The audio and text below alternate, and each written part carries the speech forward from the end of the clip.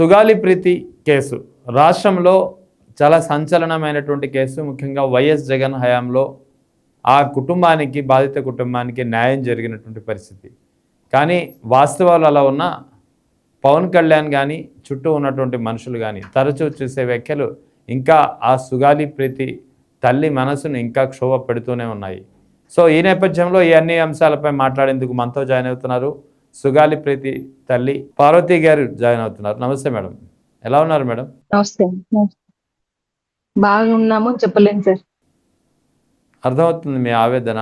Madam Parvati గారు, మీ సుగాలి ప్రీతి కేసులో, మీ అమ్మాయి కేసులో అసలు న్యాయం ఎవరు చేశారు? మీకు కానీ మీ కుటుంబానికి కానీ న్యాయం ఎవరి హయాంలో జరిగింది, ఎవరు చేశారంటే మీరేం చెప్తారు? మీ నోటి నుంచి వినాలి. సార్, నా కూతురు సుగాలి ప్రీతి మీద హత్య జరిగింది 2017 ఆగస్టు 19వ తేదీన. అంటే తెలుగుదేశం పార్టీలోనే సార్. ఎగ్జాక్ట్లీ. అప్పుడు ఉన్న చంద్రబాబు నాయుడు గారిని మేము వెళ్ళి కలవడం జరిగింది.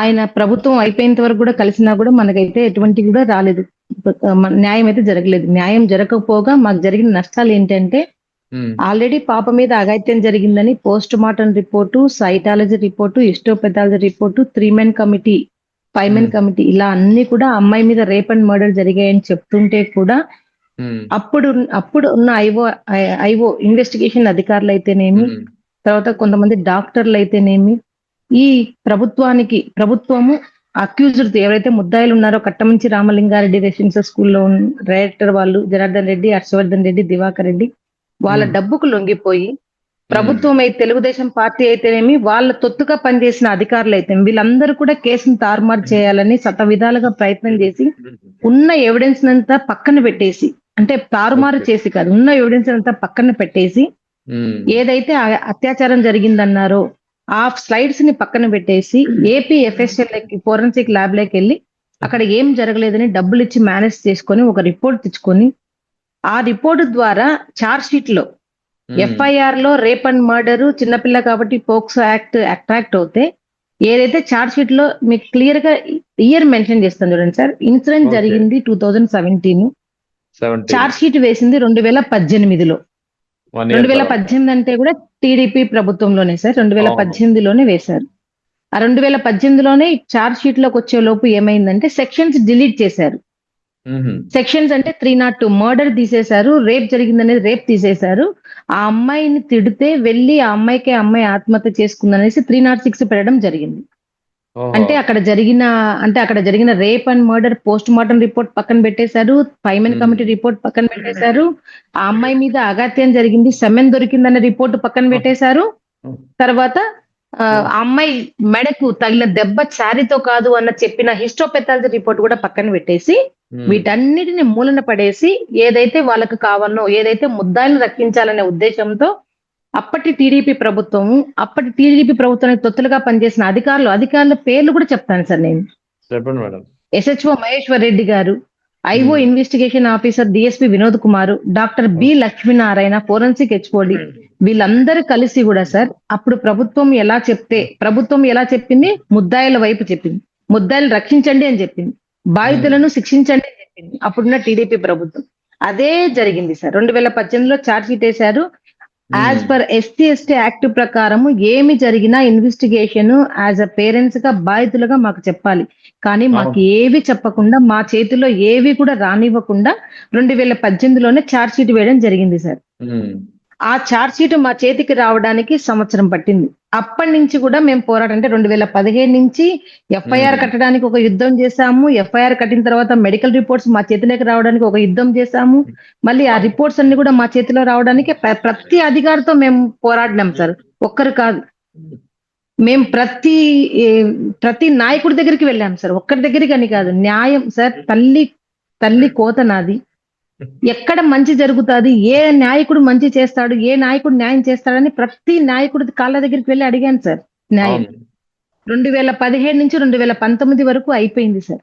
2018లో ఎప్పుడైతే ఛార్జ్ షీట్ మాకు వచ్చిందో అప్పుడే మేము 2018 జనవరి 26వ తేదీన మేము ఒక రిప్రజెంటేషన్ రాసుకొని జూబ్లీ హిల్స్ లో, హైదరాబాద్ లో ఉన్న జనసేన పార్టీ ఆఫీస్ లో అక్కడ పవన్ కళ్యాణ్ గారిని కలిసి ఇవ్వాలి, ఉమ్. ఆయన గొంతెత్తుతారు, మాట్లాడతారని చెప్పడం వల్ల మేము అక్కడికి వెళ్ళి కలవాలని అంతేలే. వెళ్ళాం సార్. కానీ ఆయన ఓకే. లేరు. ఆయన రైట్. లేరు. ఆయన లేకుండా అక్కడ సందీప్ గారని అక్కడ మెయింటైన్ చేస్తున్న మేనేజర్ గారు ఉన్నారు. ఉమ్. ఆ ఆఫీస్ ని అతనికి ఒక సెట్ అంతా ఇచ్చి, సార్ ఇలా జరిగింది, ఇలా జరిగింది, మాకు ఇలా అన్యాయం జరిగింది, ఇలా టీడీపీ ప్రభుత్వంలో ఇలా చేస్తున్నారని నేను చెప్పి అక్కడ ఒక సెట్ అంతా ఇచ్చి మొత్తం రావడం జరిగింది సార్. అమ్మా మేము పార్టీ ఆఫీస్ కి ఇస్తామమ్మా, వాళ్ళు మీకు అన్ని ఎంక్వైరీ చేసి వాళ్ళ లీగల్ టీమ్ తో మాట్లాడి మీకు పవన్ కళ్యాణ్ గారు ఆఫీస్ నుంచి కాల్ వస్తది అన్నారు. మేము వచ్చేసాం సార్. 2018లోనే మరి జగన్మోహన్ రెడ్డి గారు పాదయాత్ర చేస్తున్నారు సార్. అవును. పాదయాత్ర చేస్తున్నప్పుడు మరి జగన్మోహన్ రెడ్డి గారికి కూడా నేను కలవడం జరిగింది. ఆయనకు కూడా సరే ఇట్లా జరిగింది అన్యాయం అని చెప్పాను. సరే అమ్మ వచ్చిన తర్వాత మీకు ఖచ్చితంగా న్యాయం చేస్తామని చెప్పడం జరిగింది. దాని తర్వాత పవన్ కళ్యాణ్ గారు ఓడిపోయారు. తర్వాత టీడీపీ ప్రభుత్వం ఓడిపోయింది. జగన్మోహన్ రెడ్డి గారి ప్రభుత్వం వచ్చింది సార్ 2019లో. ఓకే.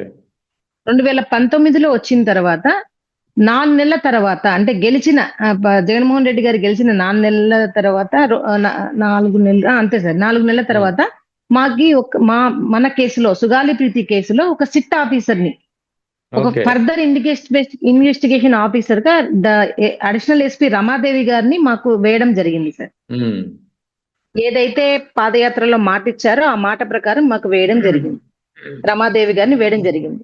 అయితే మాకు ఇంకా న్యాయం జరగలేదు కదా అన్న ఉద్దేశంతో పవన్ కళ్యాణ్ గారి ఆఫీస్ నుంచి మాకు ఫోన్ రావడము, మీరు వచ్చి మంగళగిరి పార్టీ ఆఫీస్ లో కలిస్తే మీ మీ పాప కేసు గురించి మాట్లాడతారని చెప్తే మేము హఠావుడిగా వెళ్ళాం సార్. ఓకే. అప్పటికే పవన్ కళ్యాణ్ గారు ఓడిపోయి ఉన్నారు. అక్కడ మంగళగిరి పార్టీ ఆఫీస్ లో కూర్చో ఉన్నారు. నేను అబద్ధం చెప్పినా కనీసం వాళ్ళు తీసిన వీడియోస్ అబద్ధం చెప్పవు కదా సార్. గూగుల్ అయితే అబద్ధం చెప్పదని నేను అనుకుంటున్నాను. అప్పుడు మీరు చూడండి 2019లో నేను ఏదైతే ఫొటోస్ చూపించానో, ఏదైతే పోస్ట్ మార్టం రిపోర్ట్ చూపించానో, ఏదైతే cytology report, histopathology report, sir నాకు అన్యాయం జరిగింది పలానా టీడీపీ ప్రభుత్వంలోనే, వాళ్ళంతా పెద్దవాళ్ళతో ఉన్నారు. టీడీపీ ప్రభుత్వం చంద్రబాబు నాయుడికి అత్యంత సన్నిహితుడు sir Kattamanchi Ramalinga Reddy residential school owner అని నేను ఫొటోస్ తో సహా చూపించాను. అవన్నీ చూసిన తర్వాతనే సారు చాలా చలించిపోయి బాధపడి సుగాలి ప్రీతికి న్యాయం చేయాలి, ఎట్లయినా మనం న్యాయం చేయాలి అని స్టాండ్ తీసుకున్నారు. 2019 నుంచి 2024 వరకు చాలా స్టాండ్ తీసుకున్నారు. మాకు చాలా సపోర్ట్ చేశారు. చాలా మీటింగ్స్ పెట్టారు. ప్రతి మీటింగ్ లో కూడా సుగాలి ప్రీతికి న్యాయం చేయాలి. నేను అసలు పార్టీ పెట్టి ఒకానొక సందర్భంలో కొన్ని మీటింగ్స్ లో అయితే నేను పార్టీ పెట్టిందే సుగాలి ప్రీతి వాళ్ళ తల్లి కన్నీళ్లు ఆపడానికి కోసమే అని చెప్పారు. సుగాలి ప్రీతి వాళ్ళ అమ్మనే నాకు ఇన్స్పిరేషన్, ఆమెనే నాకు హీరో అని చెప్పారు. సుగాలి ప్రీతి కేసు మన ప్రభుత్వం ఫామ్ అవగానే ఫస్ట్ సంతకం సుగాలి ప్రీతి కేసు మీదనే అన్నారు. తర్వాత ప్రతి సందర్భంలో జగన్మోహన్ రెడ్డి గారి ప్రాయంలో జరగకపోయినా జగన్మోహన్ రెడ్డి గారికి చిన్న దెబ్బ తగిలితేనే రాష్ట్రం అంతా ఊగిపోతుందని చాలా చాలా గట్టిగా ప్రశ్నించినారు. ఏ ప్రభుత్వాన్ని సార్ 2019 నుంచి 2024 వరకు గెలవక ముందు, పవన్ కళ్యాణ్ గారు గెలవక ముందు, చంద్రబాబు నాయుడు గారు లేనప్పుడు ఈ వైఎస్ జగన్మోహన్ రెడ్డి గారి ప్రభుత్వాన్ని గట్టిగా ప్రశ్నించినారు సార్. మాతో పాటు అండగా నిలిచారు సార్. నేను కూడా 2019లో కూడా మళ్ళీ సార్ వాళ్ళ జగన్ గారి ప్రభుత్వం నేను కూడా ప్రశ్నించినాను. నేను కూడా అడుక్కున్నాను సార్ న్యాయం ఎక్కడ సార్, న్యాయం ఎక్కడ అని. మీరు చూస్తూ ఉంటే నాకు ప్రభుత్వాలు మారుతున్నాయి కానీ సుగాలి ప్రీతి వాళ్ళ తల్లి బాధ ఏం మారలేదు. సుగాలి ప్రీతికి న్యాయం ఏం జరగలేదు. ఆమె ప్రతి చోట పోతుంది, ప్రతి చోట అడుగుతుంది, ప్రతి చోట మళ్ళీ వేరే ఏదో దెబ్బలు తింటా ఉంది. అది జరిగిన తర్వాత 2024లో లాస్ట్ మీటింగ్ లో కూడా సార్, లాస్ట్ మీటింగ్ జగన్ గారికి దెబ్బ తగిలినప్పుడు కూడా ఆయన అన్నారు, తర్వాత అసెంబ్లీలో ఎందుకు మీరు మాట్లాడు, అసెంబ్లీలో సుగాలి ప్రీతి కేసు గురించి మీరు ఎత్తకపోతే నెక్స్ట్ మీకు పుట్టగతులు ఉండవు, అసలు సీఎం అవసరమా, ఒక సుగాలి ప్రీతి కేసు సాల్వ్ చేయలేని జగన్మోహన్ రెడ్డి ఉంటే ఎంత లేకుంటే ఎంత అన్నట్ల ప్రతి మీటింగ్ లో మాట్లాడేసరికి మేము ఎంత నమ్మామంటే సార్, నిజంగా అసలు ఎవరు లేరు భూమి మీద ఇటువంటి మంచి నాయకుడు, ఇటువంటి డేర్ అండ్ ఏమంటారు డేర్ లీడర్ లేరు, ఇలాంటి హీరో లేరు మాకు అని అనుకున్నాము. అలాగనే 2024 వరకు జరిగిన తర్వాత ప్రజలు కూడా చాలా నమ్మారు. నిజంగా సుగాలి ప్రీతి కేసుకి పవన్ కళ్యాణ్ గారు నిజంగా ఇంత సాయం చేస్తే ఆ వికలాంగురాలకి న్యాయం జరుగుతుందనే ఉద్దేశంతో ప్రజలందరూ కూడా నమ్మి, ప్రజలు ఓట్లు కూడా సార్ చాలా అంటే ప్రజలు ఓట్లు వేశారు, ప్రజలు ఆశీర్వదించినారు. ఆశీర్వదించిన తర్వాత 2024లో ఆయన డిప్యూటీ సీఎం గారు అయ్యారు. డిప్యూటీ సీఎం గారు జూన్ 24 అయిన తర్వాత ఏదైతే గతంలో 5 సంవత్సరాల పాటు ఎక్కడికి పోయినా సుగాలి ప్రీతి నిద్రలో కూడా పోయినారో లేదో కూడా తెలియదు పవన్ కళ్యాణ్ గారు. అంతగా సుగాలి ప్రీతి కేసుకి న్యాయం చేయాలి. సుగాలి ప్రీతి తల్లి ఒక వికలాంగురాలు. ఆమె అన్న ఒక మాట ఏంటంటే నా కూతురు జరిగినది ఇంకొకటి జరగకూడదు అంటుంది. చేసిన వెధవలకు పిల్లలు లేరా, ఆ పోలీస్ ఆఫీసర్కి పిల్లలు లేరా, ఆ చేసిన ప్రభుత్వానికి పిల్లలు లేరా అని మాట్లాడిన పవన్ కళ్యాణ్ గారు 2024 డిప్యూటీ సీఎం అయిన తర్వాత, గెలిచిన తర్వాత, ఓట్లు అన్ని పడి ఆశీర్వదించిన తర్వాత సుగాలి ప్రీతి కేసు ఏమైంది సార్? చెప్పండి సార్. చెప్పండి. ఫస్ట్ సంతకం సుగాలి ప్రీతి కేసు అన్నారు. మేము ఫస్ట్ సంతకం కూడా ఆశించలేదు సార్. ఎందుకంటే డిప్యూటీ సీఎం అయిన తర్వాత సారు ఆయనకు పనులు ఉంటాయి. మన కేసు 1 నెల కావచ్చు, 2 నెలలకో 3 నెలలకో జరుగుతుందని మేము అలాగనే ఉన్నాం. 5 నెలలు వేచి చూసిన తర్వాత కూడా మాకు అపాయింట్మెంట్ గానీ మాకు పిలుపు గానీ రాకపోతే మేము పార్టీ ఆఫీస్ దగ్గరికి వెళ్ళి, మంగళగిరి పార్టీ ఆఫీస్ లో నేను, తర్వాత బాలసుందరం సార్ అని మా లీడర్ గారు, తర్వాత కొంతమంది నాయకులతో కలిసి నేను, మా హస్బెండ్, పాప అందరం కలిసి అక్కడికి వెళ్ళడం జరిగింది. మంగళగిరి పార్టీ ఆఫీస్ లో వెళ్ళిన తర్వాత దాదాపుగా గంటన్నర సేపు కూర్చున్న తర్వాత అక్కడ ఎమ్మెల్సీ హరిప్రసాద్ గారు, అమ్మా సార్ చాలా బిజీగా ఉన్నారు, మీరు మళ్ళీ రాపోండి, మేము పిలుస్తాము అన్నారు సార్. అప్పుడు మా వెంట వచ్చిన బాలసుందరం గారు లీడర్ గారు, అయ్యా మీరు ఇలా అండము ఏమైనా మంచి మాటలా చెప్పండి. ఆ అమ్మాయి హ్యాండిక్యాప్ అక్కడి నుంచి కర్నూలు నుంచి ఇక్కడికి రావాలంటే 350 కిలోమీటర్స్, ఆమెను తీసుకురావాలంటే అదొక యుద్ధము. అలాంటి అమ్మాయిని మీరు మళ్ళీ వెనక్కి పంపిస్తే ఏం బాగుంటుంది? ఫస్ట్ మీరు పవన్ కళ్యాణ్ గారికి మేము వచ్చినామని చెప్పండి, ఆయన వెళ్ళిపోమంటే వెళ్ళిపోతామని చెప్పడం జరిగింది సార్. ఈ ఘర్షణ అంతా కూడా దాదాపు 1-2 గంటలు జరిగింది. 2:30కో 3 గంటలకో ఆ రోజు పవన్ కళ్యాణ్ గారికి చెప్పడం జరిగింది. పవన్ కళ్యాణ్ గారు సాయంత్రం 6:30 వరకు మమ్మల్ని వెయిట్ చేయించుకుని సాయంత్రం 6:30కు మాకు అపాయింట్మెంట్ ఇవ్వడం జరిగింది. నిజమే, ఆయన చాలా బిజీగా ఉన్నారు, వాస్తవమే. లోపలికి వెళ్ళాము. లోపలికి వెళ్ళిన తర్వాత పవన్ కళ్యాణ్ గారు అప్పుడే వచ్చి అక్కడ పక్కనే ఉన్న వాళ్ళ పిఏతో, నేను పొద్దున్నే నాకు ఈ అమ్మాయి కల్లోకి వచ్చిందని చెప్పాను కదా, దేవుడు చూడండి ఎట్లా పంపించారో, కోయిన్సిడెన్స్ గా వీళ్ళు కూడా వచ్చారు నాతో మాట్లాడడానికి, నేనే మిమ్మల్ని పిలిపిద్దామని అనుకున్నారని చెప్పాను. దాదాపుగా మాట్లాడిన తర్వాత కూడా అప్పుడు కూడా చెప్పాను, సార్ నాకు చేసింది అన్యాయం అంతా టీడీపీ ప్రభుత్వమే, ఇప్పుడు కూడా మళ్ళీ టీడీపీ ప్రభుత్వమే వచ్చింది. చంద్రబాబు నాయుడు గారు, లోకేష్ బాబు గారికి, తర్వాత ఇక్కడ కర్నూలులో ఉన్న టీడీపీ పెద్ద వాళ్ళందరికి కూడా వాళ్ళు సన్నిహితులు సార్, ముద్దాయిలు, వాళ్ళు డబ్బులు చల్లుతున్నారు సార్. వాళ్ళతో నాకు చాలా ప్రాబ్లమ్స్ ఉన్నాయి సార్, వాళ్ళతో అసలు నేను గెలుస్తానా లేదా సార్ అని అన్నప్పుడు, అవన్నీ ఏం పట్టించుకోద్దమ్మాయి, అవన్నీ ఏం లేదు, మీకు న్యాయం చేయాలి, కేసుకి న్యాయం చేస్తాను అని చెప్పారు సార్. సరే న్యాయం చేస్తారని చెప్పిన తర్వాత మళ్ళీ నాకు పోయి నాదెళ్ల మనోహర్ గారిని కలవమని చెప్పారు. 1 నెలకు నాదెళ్ల మనోహర్ గారిని కలవడం జరిగింది. ఆయన కూడా ఏమన్నారంటే, అమ్మ ఇప్పుడు మనం ఏం చేయగలం అమ్మ కేసుని అంటే, మరి ఏం చేయలేనప్పుడు ఎందుకు పిలిపించారు సార్ మమ్మల్ని? అంతే కదా. రాసుకున్నారు, పంపించినారు. దాని తర్వాత మళ్ళీ 1 నెలకు కాల్ చేసి, అమ్మ అనిత గారిని కలవండి. మళ్ళీ అనిత గారిని కలిసాము అని అక్కడికి వెళ్ళడం జరిగింది. అనిత గారితో మాట్లాడడం జరిగింది. అనిత గారు కూడా మరి ఏం చేయలేకపోయారు, కేసులో అయితే ఏం చేయలేకపోయారు. ఏదైతే అనిత గారు చేయలేకపోయారు. అయిన తర్వాత ఆగస్టు 19వ తేదీ నా సుగాలి ప్రీతి చనిపోయిన రోజు కర్నూలులో మేము బరియల్ గ్రౌండ్ నుంచి వీల్ చైర్ యాత్ర, నాకు ఇంకా అర్థమైపోయింది సార్ క్లియర్ కట్ గా, నాకు పవన్ కళ్యాణ్ గారు ఇంకా న్యాయం చేసేటట్లు అనేసి మేమేం చేశామంటే విజయవాడలో ఒక ప్రెస్ మీట్ పెట్టాం. ఏదైతే అప్పుడు వైజాగ్ లో సార్ వాళ్ళు 3 రోజులు ఏదో పార్టీ చేసుకుంటున్నప్పుడు మేము మరి అపాయింట్మెంట్ అడిగాము, ఇవ్వలేదు. తర్వాత 11 సార్లు అడిగాము, అపాయింట్మెంట్ ఇవ్వలేదు. మేము విజయవాడలో ఒక ప్రెస్ మీట్ పెట్టడం జరిగింది. ప్రెస్ మీట్ లో నేను ఒకటే అడిగాను, పవన్ కళ్యాణ్ గారు మీరు గతంలో మీరు గెలవక ముందు మీరు ఇచ్చిన మాటలు, గెలిచిన తర్వాత మీ మాటలు వేరేగా ఉన్నాయి, మరి సుగాలి ప్రీతి కేసుకి మీరు న్యాయం ఎప్పుడు చేస్తారు అని నేను అడగడం జరిగింది సార్. మీడియా ముఖంగా అందరి ముందర అడగడం జరిగింది. అడిగిన తర్వాత పవన్ కళ్యాణ్ గారు ఆ 2 రోజుల తర్వాత ఆయన చెప్పిన ప్రెస్ మీట్ ఏంటంటే, 2 పేపర్లు తీసుకొని వచ్చి రాసుకొని, అసలు పండ్లున్న చెట్లకే రాళ్లు పడతాయి, నేను పోరాటం చేయవల్ల వీళ్ళకి 5 ఎకరాల పొలము, ఒక స్థలము, ఒక పొలము, ఒక భూమి వచ్చింది, మరి ఇంత న్యాయం చేసిన వానికి మీరు ఇట్లా మాట్లాడడం సబబా అని పవన్ కళ్యాణ్ గారు అడగడం జరిగింది సార్. మేడం ఒక వాస్తవం చెప్పండి, నిజానికి మీకు 5 ఎకరాల పొలమును ఉద్యోగం అనేది ఎవరి వల్ల వచ్చింది, ఎవరు ఇచ్చారు మీకు? సార్ అది ఎవరు ఇచ్చింది కాదు, ఎవరు తీసుకొచ్చింది కాదు సార్, అది ఎస్సీ ఎస్టీ యాక్ట్ ఉంది కాబట్టి, ఏదైతే కాబట్టి యాక్ట్ ప్రకారం రాజ్యాంగంలో ఉండి రేప్ కానీ మర్డర్ కానీ ఎవరైనా దళితుల మీద కానీ ఎస్టీల మీద కానీ అగ్రవర్ణాలు చేసిన తప్పుడుకి ఇది వాళ్ళని బతికించడానికి ఏదో వాళ్ళు బతకడానికి మనం చేసే సాయం లాగా అనేసి సెంట్రల్ గవర్నమెంట్ పెట్టిన అవును. స్కీమ్ సార్ అది. అంబేద్కర్ గారు ఎవరి హయాంలో రాసిన ఇచ్చారు రాజ్యాంగం అది? ప్రకారము ఎవరి హయాంలో అది ఎప్పుడు? జగన్ గారి ప్రభుత్వంలోనే 2021లో మాకు రావడం జరిగింది సార్. Right, okay, right. ఇప్పుడు నేను అదే అడుగుతున్నాను సార్. నేను పోరాటం చేయడం వల్ల మీకు అవన్నీ వచ్చాయి, ఓకే, వెరీ గుడ్, అదే నమ్ముతాం. సరే, మీరు పోరాటం చేయడం వల్ల మాకు వచ్చాయి. అదే పోరాటం ఇప్పుడు ఈ ప్రభుత్వంతో కూడా మీరు పోరాడి మాకు న్యాయం చేయండి అని అడుగుతున్నాం కదా సార్. ఇప్పుడు ఎందుకు వెనక్కిపోతున్నారు? ఇప్పుడు పవన్ కళ్యాణ్ గారు ఎందుకు వెనకడిగేస్తున్నారు?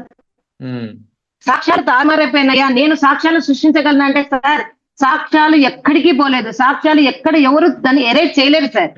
పోస్ట్ మార్టం రిపోర్ట్ ఏమన్నా మళ్ళీ మీరు మార్చగలరా? సైటాలజీ రిపోర్ట్ ఏమన్నా మార్చగలరా? మార్చిందల్లా అధికారులు. ఆ అధికారులను ఏదైతే జత్వాని కేసు లాగా సస్పెండ్ చేసి ఇంట్రాగేట్ చేసి వాళ్ళని జైలుకి పంపించి అసలు మోటివేషన్ కనుక్కోండి. వాళ్ళు ఎందుకు ఈ సాక్ష్యాలు తారుమారు చేయాల్సింది వచ్చిందని కనుక్కోండి. కనుక్కోలేరా? ప్రభుత్వమే మీది కదా సార్, ఎందుకు కనుక్కోలేరు? అంటే నిర్లక్ష్యమే కదా. ఒక గిరిజన బిడ్డకు మాట ఇచ్చినాను, ఆమెం అడుగుతుందిలే, ఒక హ్యాండిక్యాప్ ఆమెం అడుగుతుందనే కదా సార్. అవును, ఈయన ఈయన సపోర్ట్ మాటల చేస్తున్న ధోరణి చూడండి ఎలా ఉందో. అవును, ఈయన సపోర్ట్ చేస్తున్న ప్రభుత్వమే ఉంది కదా మేడం. మరి ఆ నేరం ఆ నేరం జరిగినప్పుడు ఉన్న ప్రభుత్వం కూడా ఈయన సపోర్ట్ చేసిందే, ఇప్పుడున్న ప్రభుత్వం కూడా ఈయన సపోర్ట్ చేస్తున్నదే. మరి అదే కదా సార్. ఇప్పుడు ఆయన చదవాల్సినది ఆ 2 పేజీలు తీసుకొని నా వల్ల స్థలం వచ్చింది, పొలం వచ్చింది, అది కాదు సార్ ఆయన చదవాల్సినది. ఆయన చదవాల్సినది ఫోటోస్ ఇచ్చి వాళ్ళ తల్లి బాధపడుతుంటే నా కడుపులో తిప్పేసింది. సినిమాల్లో అయితే 10 డైలాగులు చెప్పగలము. ఒక ఎమ్మెల్యే సీటు ఉన్నా కూడా నేను కనీసం అసెంబ్లీలో ఇలాంటి వాళ్ళ కోసం నేను మాట్లాడగలుగుతుంటేని అన్న చెప్పిన పవన్ కళ్యాణ్ గారు గెలిచిన తర్వాత మీ వెనకల 21 మంది ఎమ్మెల్యేలు ఉంటే ఎందుకు ఇప్పుడు మరి ప్రస్తావన రావడం లేదు? అసెంబ్లీలు ఎన్ని అసెంబ్లీలు అయిపోయినాయి, ఎందుకు మీరు మాట్లాడడం లేదు? అంటే ఒక గిరిజన బిడ్డనే కదా. అదే మీ ఇంట్లో వాళ్ళని దూషించిన అదే మరి ఒక వ్యక్తిని మరి మీరు ఊర్రూలు తిప్పి 3rd డిగ్రీ చేశారు కదా, అప్పుడు మీ ప్రభుత్వం మాటలు వినిందే. అవును, అంటే మీ ఇంట్లో ఆడపిల్లలకు మాన ప్రాణాలు ఒకటి, మా ఇంట్లో ఆడపిల్ల మాన ప్రాణాలకు ఒకటే చెప్పండి. అదే నేను చెప్పమంటున్నాను సార్. మీడియా ముందుకు వచ్చి నన్ను కూడా పిలిచి పవన్ కళ్యాణ్ గారికి నేను సార్ మధ్యలో ఎవరెవరో నా సుగాలి ప్రీతి వాళ్ళ అమ్మకు మూటలు దొరికినాయి, సుగాలి ప్రీతి వాళ్ళ అమ్మకు ఏ పార్టీ దగ్గరికి పోయి అడిగితే ఆ పార్టీ ముద్ర వేయడం కాదు సార్ న్యాయం అంటే. నీతిగా నిజాయితీగా ఏ దానికి ఈమె న్యాయం చేస్తుంది, ఏం అడుగుతుంది, ఎవరి ఆస్తులు అడుగుతుంది, ఎవరి ఇంట్లో ఏం పోస్టులు అడుగుతుంది, ఇది తెలుసుకొని మాట్లాడాలి సార్. మొన్న కూడా ఒక ఇన్వెస్టిగేషన్ ఆఫీసర్ లాగా ఎవరో వీడియో పెట్టినారు. పవన్ కళ్యాణ్ గారికి పాములాగా మీకు పాలు పోస్తే మీరు కాటేస్తారా అని ఏం మాటలు. నన్ను మంచి సార్, నన్ను ఒక పాముతో కనీసం పోల్చినారు. మరి పవన్ కళ్యాణ్ గారిని ఏ జంతువుతో పోల్చాలో చెప్పండి. ఓకే, చెప్పండి సార్. ఎవరిది న్యాయము, ఎవరిది అన్యాయం? నేనేం అడుగుతున్నాను సార్? అసలు చార్జ్ షీట్ అంటే తెలుసా సార్? ఆయన చెప్పిన నిన్న వీడియోలో అంతగా బాధపడి పవన్ కళ్యాణ్ గారు ఏదో ఇంత చేసినారు, నేను చేసినారని చెప్తున్నాను కదా సార్. కృతజ్ఞత లేదు అని చెప్పడానికి కూడా అసలు ఆ మాట మాట్లాడడానికి కూడా అర్హత లేదు నిన్న చెప్పిన వీడియోలో. ఓకే, నేను అడిగేది ఈ 2 సంవత్సరాల్లో సుగాలి ప్రీతి కేసుకి ఏం చేసినారు?